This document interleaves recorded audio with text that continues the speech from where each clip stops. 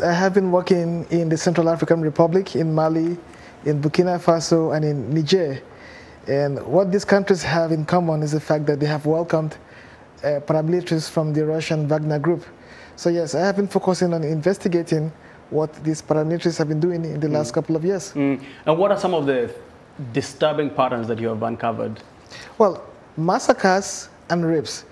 And that happens a lot in the Central African Republic and also in Mali. Oftentimes the Russians are interested in what they can get off the gold mines and the diamond mines. So, but to get this, they have to fight rebels and militia groups, and that's why they commit massacres. Have you seen any shift in tactics or behavior from when it was called the Wagner Group to now the Africa Corps? Of course not. And it's just the same thing, only different name, but same tactics. What are some of the personal risks you've faced yourself in uncovering some of these stories? Yes, I have been targeted by Central African forces and also the Russian paramilitaries. I remember, some time ago, some of the local recruits to the Wagner group told me, don't come to Bangui, because if you do so, we've been told to get you arrested or even killed. Yeah. Yes, and then recently, just a few months ago, I was arrested, held hostage, and then tortured by Central African forces acting on the orders of Russian paramilitaries on the border with Cameroon. Where did they found you on the border with Cameroon? Yes, they found me interviewing local artisanal miners who were crossing, into Cameroon. They were fleeing conflict in the country and crossing into Cameroon. How did you initially get, interested in this story?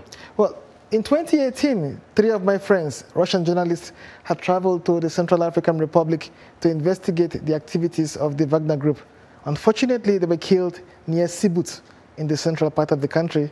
And I told myself and told my editors at the time that I have to continue from where they stopped. Yeah. And what message do you hope your reporting sends to the international community and the global leaders? And what are some of the things they should do to address some of these human rights abuses? First, pay attention to what's happening in Central Africa and in West Africa.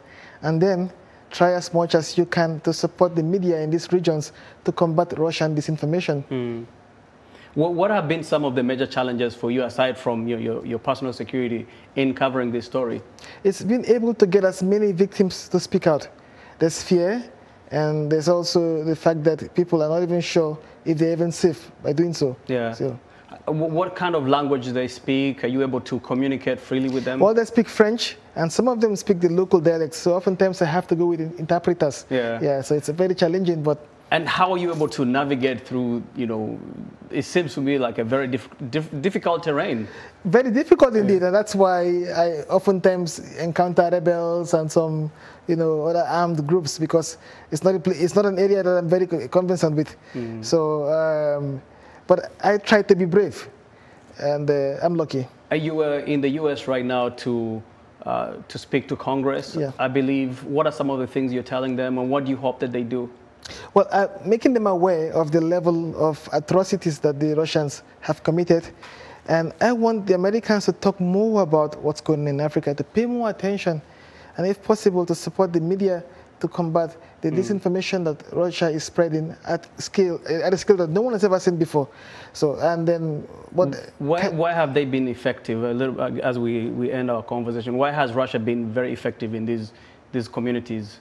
Because they're paying attention, they're spending money, even though not too much, and they're taking advantage of the difficulty that journalists have in getting better pay, the difficulties that they have in getting access to new places. So the Russians have come in and helping them with training, equipment, with exposure, and even with funding. Yeah. So, and this is working for the Russians, Wow.